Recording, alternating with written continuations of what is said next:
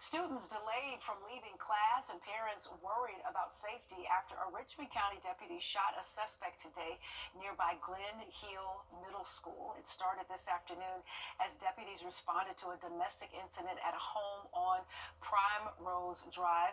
A female told officials the male suspect stole her gun and left. A deputy saw the suspect walking near Glen Hills Middle School. As the deputy approached, officials say he drew a gun, leading the deputy to shoot the suspect. That suspect was taken to the hospital and is in critical condition.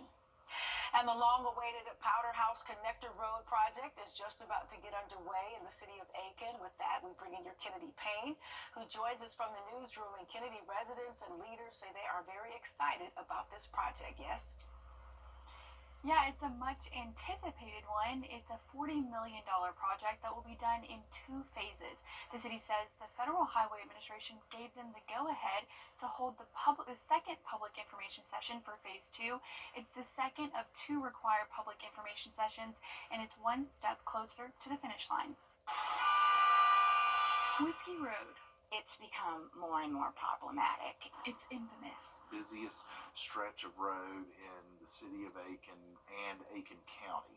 At its peak, you get 44,000 cars per day. But it could change soon. The Powder House Connector is a road project that's been on the books for about 20 years. Phase 1 will extend Centennial Avenue to a new to-be-constructed roundabout as part of the Powder House Connector. And phase 2 take the road to its terminus point near where Powder House and Old Powder House intersect. Taking new development into consideration. Those traffic studies have indicated that once the road is fully completed, traffic on Whiskey Road will be reduced by about 18%. Kathy Greaves is a longtime Aiken resident. I have to go on Whiskey Road a lot. I do avoid Whiskey Road at specific times of the day. Greaves says one thing is inevitable: change. We have to be prepared for growth and change, for the city to grow, and all of the new people that we've had come move to the area. Which is why she says the project is long overdue. I think it should have been done a long time ago, because then you'd have less businesses right on Whiskey Road.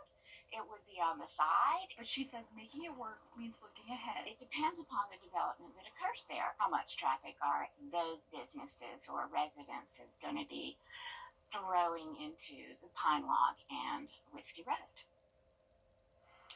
And the groundbreaking for the project is set for March 28th. The first phase will take about 15 months. The public information meeting for phase 2 is on April 3rd, and we'll have more information for both of those events on our website at wrdw.com. All right, very exciting. Lots of anticipation indeed. Thank you for that report tonight, Kennedy. We appreciate you. Have a good evening.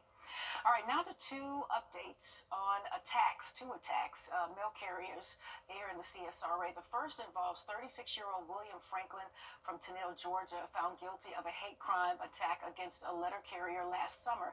Now, the sheriff's office says the carrier recorded Franklin using racial slurs and threatened to run the postal carrier over with his tractor.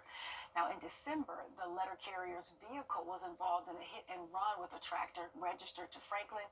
Franklin was arrested, and authorities found that he was carrying a loaded gun. He was also found guilty of assaulting a federal officer with hate crime enhancements, among other charges. His sentencing will come at a later date. And in a separate attack, the second teenage suspect has been arrested in the armed robbery of a mail carrier last November in Augusta. Richmond County sheriffs and U.S. Marshals say 17-year-old Danny Parker is in custody and charged with armed robbery.